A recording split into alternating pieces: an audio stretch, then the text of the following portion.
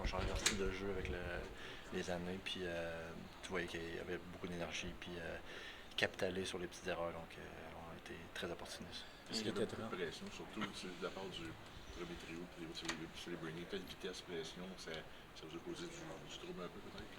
Ouais, un peu à la McDavid, là, je te dirais, un joueur spécial, là, faire attention, puis beaucoup d'énergie. On dirait que chaque fois qu'il touche la rondelle, quelque chose qui se passe. Donc, extrêmement dangereux à shutdown, c'est sûr.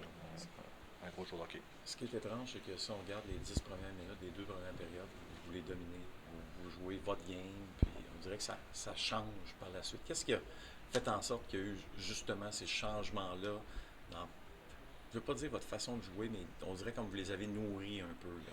Ouais, on leur a donné de l'espoir un peu. Je peux pas te dire exactement à 100%. Ils ont capitalisé sur leur chance, puis ça leur a donné du momentum. Ils ont eu des power play.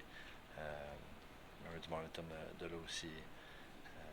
Écoute, c'est une game back and forth, ça aurait pu aller d'un côté comme de l'autre.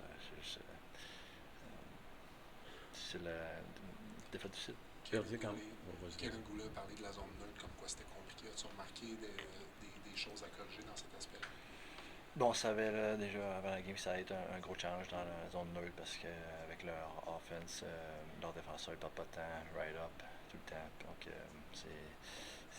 ils prennent leur momentum comme ça là, en fait, avec la zone neutre, quick up, puis ils repartent leur bord, puis ils créent quelque chose avec rien. Donc c'est des bons joueurs hockey, puis un bon système quand même.